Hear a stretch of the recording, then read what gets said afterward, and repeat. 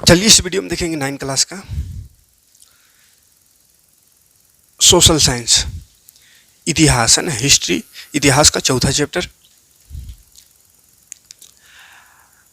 Term 2 में जिस type का क्वेश्चन आएगा वो सारा क्वेश्चन को देखेंगे।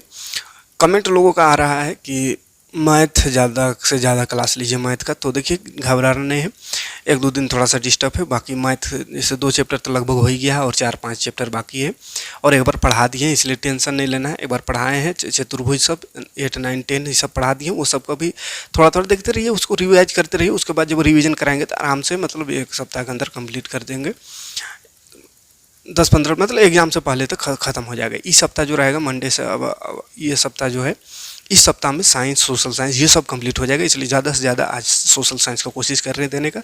इतिहास जैसे आज ख़त्म हो जाएगा, उसके बाद आज नागरिक शास्त्र भी ख़त्म कर देंगे, ठीक है। और साइंस का मतलब साइंस और सोशल साइंस को 2-3 दिन में एकदम ख़त्म कर देते हैं, चाहे 3-4 को वीडियो दे करके, तो ये सबको पूरा देख लीजिए और ये सबको याद करते रहिए। और मैथ में इसके बाद फिर 100% फोकस देंगे, क्योंकि मैथ को पढ़ाने के लिए स्पेशल बोर्ड में जाना पड़ता है। अब ये तो खैर साइंस, सोशल साइंस ये जो PDF से पढ़ाती है, कहीं से भी हो सकता है, कहीं भी पढ़ा लेते हैं, कहीं पर भी बैठ के, लेकिन बोर्ड में पढ़ाने के लिए तो स्पेशल जाना पड़ेगा, टाइम देना पड़ता है और उसमें ज़्यादा समय भी शुरू करते हैं। वन्य समाज एवं उपनिवेशवाद का क्वेश्चन देखते हैं, क्या क्या क्वेश्चन पूछ सकता है इससे। देखिए पहला क्वेश्चन बनता है, भारतीय वन कानून कब पारित हुई। इसको थोड़ा इधर कर देते हैं। भारतीय वन कानून कब पारित हुआ या भारतीय वन अधिनियम कब बना, तो 1865 ईस्वी याद रखना है, 1865 ईस्वी में भारतीय वन कानून बना। उसके बाद इसी से क्वेश्चन कह सकता है, भारतीय वन सेवा की स्थापना, वन्य सेवा की स्थापना कब हुई, तो स्थापना हो जाएगा 1864 में, 1864 में स्थापना, और इसका कानून बना 65 में, ठीक है, दोनों में कन्फ्यूज नहीं होना है। अगला क्वेश्चन है, इंपीरियल फॉरेस्ट रिसर्च इंस्टीट्यूट कब स्थापित की गई, तो इंटीरियर फॉरेस्ट रिसर्च इंस्टीट्यूट 1906 ईस्वी में स्थापित की गई। और ये कहाँ है ये पूछेगा तो उसका भी क्वेश्चन होगा। चलिए आगे पहले देख लेते हैं। भारत का प्रथम वन महानिदेशक कौन था, तो डायट्रिच ब्रेंडिस याद रखिएगा। और देखिए इंपीरियर फॉरेस्ट इंस्टीट्यूट कहाँ स्थित है, तो देहरादून में स्थित है, ठीक है। अब कहेगा अगर अगला क्वेश्चन, जैसे बस्तर कहाँ है, तो बस्तर जो है छत्तीसगढ़ में है। 1 मील लंबी रेल लाइन बिछाने में कितनी इसका स्लीपरों की आवश्यकता होती थी, 1 मील रेलवे लाइन, रेलवे ट्रैक बिछाने में 1670 से 2000 स्लीपरों की आवश्यकता होती है। अगला क्वेश्चन है, जंगल एवं जमीन को साफ कर स्थान बदल कर की जाने वाली खेती को कहा कहते हैं, तो झूम खेती या घुमंतु खेती कहते हैं। स्थान बदल कर जमीन को साफ करके और खेती की, कुछ दिन यहाँ फिर कुछ दिन बाद वहाँ चल गए, तो इसको घुमंतु खेती।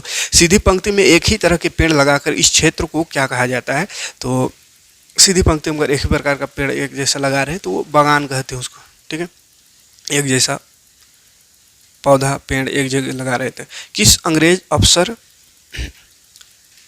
ने 400 बाघों को मारा था, तो जॉर्ज यूल ने 400 बाघों को मारा था, जॉर्ज यूल है ना।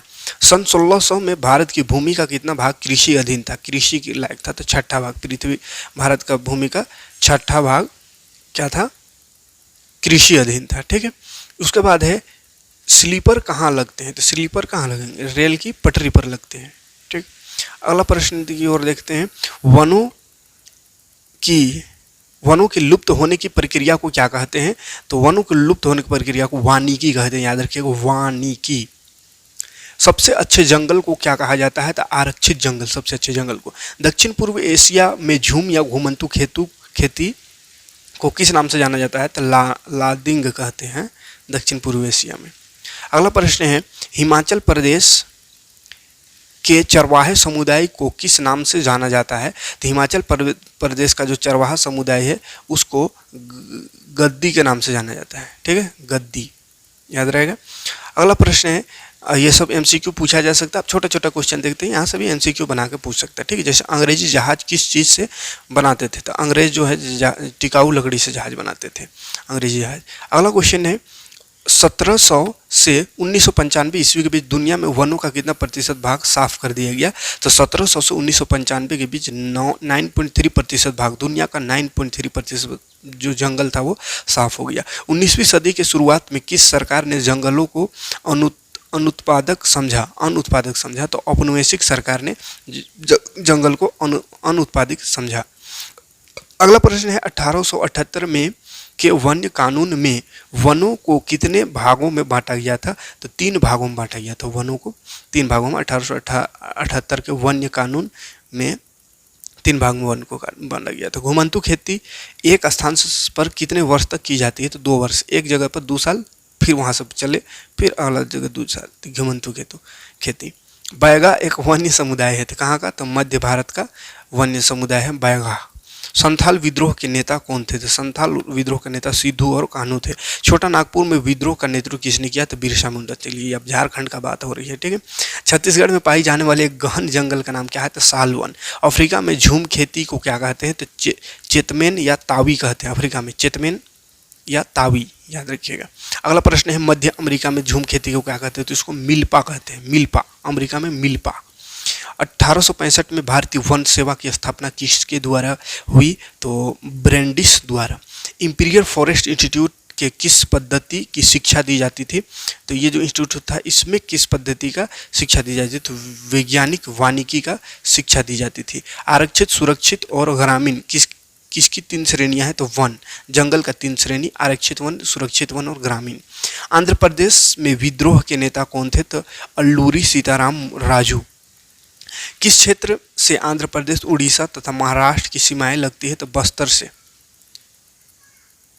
लगी हुई है ना, बस्तर से ये सब का सीमा लगी हुई है। बस्तर में हुए विद्रोह के नेता कौन थे? तो गुंडाधुर। श्रीलंका में झूम खेती को कहा कहते हैं? चेना। तो देखिए अलग अलग देश में अलग अलग नाम से जाना जाता है, सबको याद रखिएगा, क्वेश्चन बड़ा इंपॉर्टेंट है, वहाँ से पूछ सकता है। अगला क्वेश्चन है वैज्ञानिक वानिकी क्या है? तो वन विभाग द्वारा पेड़ों की कटाई जिसमें पुराने पेड़ काट कर उनकी जगह पर नए पेड़ लगाए जाते हैं, वो वैज्ञानिक वानिकी कहलाता है। अगला क्वेश्चन है स्लीपर से आप क्या समझते हैं? तो रेल की पटरी के आर पार लगे लकड़ी के तख्ते जो पटरियों को उनकी जगह पर रोके रखते हैं उन्हें स्लीपर कहते हैं, ठीक है। गांव में अंग्रेजों द्वारा किस तरह की भूमि प्रयोग हेतु छोड़ी गई थी? तो जो भूमि बहुत ज़्यादा दलदली और सामान्य पहुंच से बाहर होती थी, जहां प्रायः मलेरिया जैसे भयंकर बीमारी फूट पड़ती थी, वही भूमि परंपरागत रूप से गांव वालों के सामान्य प्रयोग के लिए अंग्रेजों द्वारा छोड़ दी जाती थी। माने अंग्रेजों में बड़ा कमीना था, है ना। जहाँ पे दिक्कत है माने दलदल उलदल टाइप का है, जहाँ बीमारी फैल सकता है या बंजर एकदम हो, वैसा ज़मीन को छोड़ देता था जा तो लोग कर, और अच्छा उपजाऊ ज़मीन को अपने कब्जे में ले लेते थे। बागान किसे कहते हैं? तो किसी विशेष प्रजाति के पौधों को सीधे कतारों में लगाने की प्रक्रिया को पौधारोपण या बागान कहते हैं, ठीक है। सबसे अच्छे वन किन को माना जाता है? सबसे अच्छे जंगलों को आरक्षित वन कहा जाता है ना। तो आरक्षित वन को सबसे अच्छा वन माना जाता है क्योंकि ये लोगों की दखलंदाजी से बिल्कुल सुरक्षित होता है, यानी आम आदमी उस पर दखलंदाजी नहीं कर सकता है। सागवन और साल जैसे वृक्षों को क्यों प्रोत्साहित किया गया? क्योंकि वे लंबे और सीधे होते हैं और उनमें जहाज और रेल के डिब्बे और पटरियां आसानी से बनाई जा सकती है, इसलिए सागवन और साल के वृक्ष को प्रोत्साहन यानी बढ़ावा दिया गया। झूम और घुमंतू खेती किसे कहते हैं? तो वही घूम घूम के खेती करना है ना, 2 साल यहाँ 2 साल वहाँ, इस तरह से। जब वन के एक भाग को काट फूंक कर साफ करने के पश्चात उसमें अल्पकाल के लिए खेती की जाती है और उसकी उर्वरकता समाप्त हो जाने पर उसे छोड़कर आगे बढ़ जाते हैं। 2 साल लगभग खेती किए, जैसे उसका उपजाऊ खत्म हुआ फिर आगे बढ़ गए और दूसरी जगह फिर जंगल काट के फिर खेत बना दिए। तो ऐसे अल्पकालीन कृषि को झूम या घुमंतू खेती कहा जाता है। ऐसी कृषि प्रायः वन निवासी करते हैं ना, जंगल में निवास करने वाले लोग। बस्तर कहाँ है? तो यह आसाम छत्तीसगढ़ के सबसे दक्षिणी भाग में स्थित है और आंध्र प्रदेश, उड़ीसा और महाराष्ट्र आदि राज्यों के साथ इसकी सीमा लगती है, बॉर्डर इनकी चलिए अब आते हैं लघु और दीर्घ उत्तरीय प्रश्न में। मतलब 3 या 5 नंबर के यहाँ से क्वेश्चन पूछ सकता है। जैसे औपनिवेशिक काल के वन प्रबंधक में आए परिवर्तन ने झूम खेती करने वाले को कैसे प्रभावित किया, ये क्वेश्चन एक है। इसका आंसर हो जाएगा, देखिए झूम खेती करने वाले वे लोग थे जो बारी बारी से वन के एक भाग को काट लेते थे और उसे जला देते थे। वृक्ष काटने और जलाने का काम बारी बारी से किया जाता था ताकि खेती भी हो और बाकी हिस्सों में जंगल भी कायम रहे। एक बार काट देता तब तो फिर जंगल ही खत्म हो जाता है ना। राख वाली भूमि पर मानसून की वर्षा आने के पश्चात बीज बोए जाते थे और अक्टूबर नवंबर में फसल काट ली जाती थी। परंतु अंग्रेजी सरकार ने झूम खेती को एक शर्मनाक प्रथा मानकर बिल्कुल बंद कर दिया, क्योंकि इसमें एक तो भूमि कर प्राप्त करने की कोई संभावना नहीं होती थी और दूसरी आग की लपट से अच्छे वृक्ष के जल जाने का भी खतरा था ना। तो जंगल भी कट रहे थे आग से, बाकी जंगल भी खत्म हो जा रहा था और सही से लोगों को टैक्स भी नहीं मिल रहा था, कहा कि कुछ दिन यहाँ रहा फिर भाग गया वहाँ से कहीं और, है ना। परंतु इन नए प्रावधानों के कारण झूम खेती करने वाले पर मुसीबतों का पहाड़ टूट पड़ा। उन्हें अपने पैतृक स्थानों और घरों से हाथ धोना पड़ा और नए व्यवसाय ढूंढने के लिए उन्हें दूसरे स्थानों पर जाने के लिए मजबूर होना पड़ा। परंतु कुछ झूम खेती करने वाले लोगों ने ऐसे कानून का विरोध किया और छिटपुट विद्रोह भी किए। तो इस कानून का बहुत कोई विद्रोह भी किया, जो पेड़ काटने से रोका गया और एक जगह रहने को ये कहा गया था ना। तो ये इसका आंसर लिख सकते हैं इस तरह से। अगला क्वेश्चन है, औपनिवेशिक काल के वन प्रबंधक में आए परिवर्तन ने घुमंतू और चरवाहा समुदाय को कैसे प्रभावित किया। तो ब्रिटिश सरकार ने नए वन्य कानून द्वारा घुमंतू लोगों और चरवाहा समुदाय को वनों में आज़ादी से अपने पशुओं को चराने और छोटे छोटे जंगली जानवरों का शिकार करने का अधिकारों से हाथ धोना पड़ा। ठीक है, तो जंगल में जल्दी जानवर सब चराना और शिकार करना ये सबसे रोक दिया गया। अब वे जंगल में अपने पशुओं को चरा नहीं सकते थे और खाने के लिए कंदमूल इकट्ठा ना कर सकते थे। अपने भवन बनाने के लिए वहाँ से लकड़ी काट नहीं सकते थे और ना ही अपना चूल्हा जलाने के लिए लकड़ी इकट्ठा कर सकते थे। इस प्रकार उन और उनके पशुओं के लिए जंगल के सभी दरवाजे बंद हो गए और उनको भूखे मरने की नौबत आ गई। तो ये स्थिति हो गया। अगला क्वेश्चन है, औपनिवेशिक काल के वन प्रबंधक में आए परिवर्तन ने बागान मालिकों को कैसे प्रभावित किया। तो बागान मालिक को जो कानून बना तो उससे क्या प्रभाव पड़ा। तो बागान मालिकों जो प्रायः यूरोपीय ही होते थे, उन्हें नए वन कानूनों से काफ़ी लाभ रहा। एक तो उन्हें बड़े बड़े जंगलों को काट कर वहाँ अपने चाय, कॉफ़ी और नील आदि के बागान स्थापित करने में आसान हो गया और दूसरे उन्हें घुमंतू लोगों, चरवाहा समुदाय के लोगों तथा आदिवासियों को अपने पास नौकर रखने का अच्छा मौका मिल गया, है ना। काहे कि उन लोग को खेती उती करने में दिक्कत होने लगा तो नौकरी करने लगा इन लोग पास, है ना। क्योंकि अब उन जातियों से वनों को लाभ उठाने के सभी अधिकार छीन लिए गए। वन से लाभ उठाने का अधिकार छीन लिया गया तो लोग काम करने लगे दूसरे लोगों पास, है ना। क्योंकि वन से उन लोग को काटने से रोक दिया गया और पशु को चराने से भी रोक दिया गया, जंगल काटने से भी रोक दिया गया, लकड़ी जलाने से भी रोक दिया, है ना। इस स्थिति का लाभ उठाते हुए यूरोपीय बागान मालिकों ने आदिवासी जातियों को खूब शोषण किया, है ना, नौकर बना दिया। अगला क्वेश्चन है, बस्तर के लोगों ने अंग्रेजों के विरुद्ध विद्रोह क्यों किया। तो जब अंग्रेजों ने वनों को आरक्षित क्षेत्र घोषित कर दिया तो बस्तर के वन निवासियों के लिए जीना हराम हो गया। अब वे वनों से लकड़ी नहीं काट सकते थे, वे अनेक वन्य उत्पादों से भी वंचित हो गए जिन्हें बेचकर वे अपना निर्वाह कर लेते थे। तो ये पहला कारण था। दूसरा कारण देखिए क्या हो सकता है, वे वन्य भागों में घुमंतू खेती करके अपना पेट भरने के लिए अनाज पैदा कर लेते थे। अब वे इससे भी महरूम हो गए, ऐसे में उनको भूखे मरने की नौबत आ गई। ये कारण हुआ। और कारण एक तो वे अंग्रेजों द्वारा लगाए गए करों से तंग आ चुके थे और दूसरे वे ब्रिटिश अधिकारियों को तोहफे देते देते तथा बेगार में उनकी नौकरी करते करते परेशान हो गए थे, है ना, नौकर बन गए थे सब। तो ये सब कारण था। अगला क्वेश्चन है, युद्धों से जंगल क्यों प्रभावित होते हैं। तो अनेक कारणों से युद्ध के दौरान वनों पर बड़ा गहरा प्रभाव पड़ता है, विशेषकर निम्नलिखित कारणों की विशेष भूमिका रहती है। तो क्या क्या कारण है। पहला कारण हो सकता है, आधुनिक युग में आक्रमण से बचने के लिए सैनिक लोग खुले स्थान छोड़कर वनों की छत्र छाया में आ जाते हैं ताकि उन पर कोई हवाई हमला ना कर सके। एक तो वनों को बर्बाद कर देते हैं और बाकी बची खुची कसर शत्रु पक्ष के लोग पूरा कर देते हैं। जब अपने विरोधियों को ढूंढते ढूंढते वे वनों में घुस जाते हैं, हर छिपने वाले स्थान को मिटाने के लिए वे अंधाधुंध वृक्षों की कटाई काट देते हैं या फायरिंग कर देते हैं या बम गिरा देते हैं या जला देते हैं। ऐसे में वनों का कुछ नहीं बचता है ना, मतलब वन नष्ट हो जाता है। और क्या कारण हो सकता है?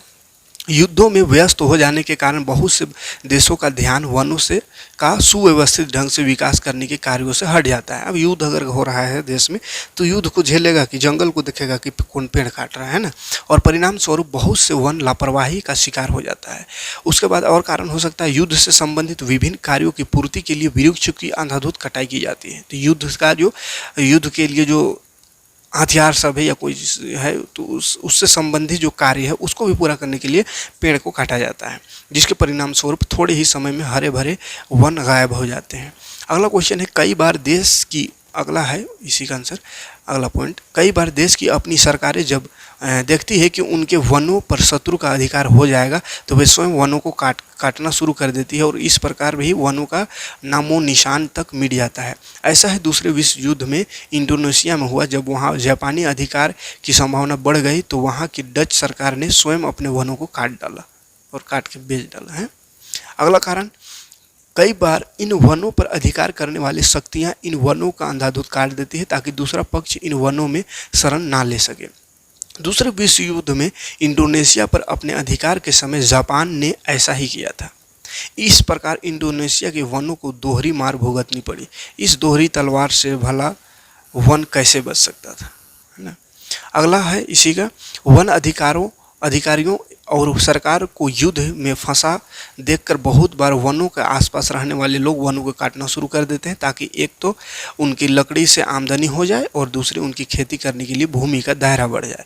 विशेषकर जिन जंगलों को पहले वनों से बाहर निकाला गया था, जिन लोगों को जंगल से बाहर निकाला था, वे फिर से वनों को अपने अधिकार में ले लेते हैं। तो ये सब कारण है युद्ध में वन नष्ट होता है। अगला प्रश्न है, औपनिवेशिक काल 1757 से 1947 में कृषि विस्तार के मुख्य कौन कौन से कारण थे? कृषि विस्तार हुआ, उसका क्या कारण? तो पहले देख लेते इसको। 1600 तक भारत के कुल क्षेत्र के 1/6 भाग ही कृषि कार्य होता था, जो बढ़ते बढ़ते 1947 तक 1/2 तक पहुंच गया, हमने आधा भाग में कृषि होने लगा। इस कृषि क्षेत्र के बढ़ने के लिए अनेक कारण उत्तरदायी थे, जिनमें से कुछ प्रमुख को यहाँ पे दे देते हैं। पहला देखिए, बहुत से औपनिवेशिक देशों को अपने कारखानों के लिए कच्चा माल चाहिए होता था, इसलिए उन्होंने अपने अधीन बस्तियों के किसानों को कृषि कार्य बढ़ाने की दिशा में बड़ा प्रोत्साहन दिया। इस प्रकार देखते ही देखते बहुत सी ऊसर और वन्य भूमियाँ कृषि का अधीन लाई गई। किसानों को पटसन, गन्ना, गेहूं और कपास की खेती करने को कहा गया, क्योंकि इंग्लैंड के कारखानों को ऐसी ही कच्चा माल की आवश्यकता थी।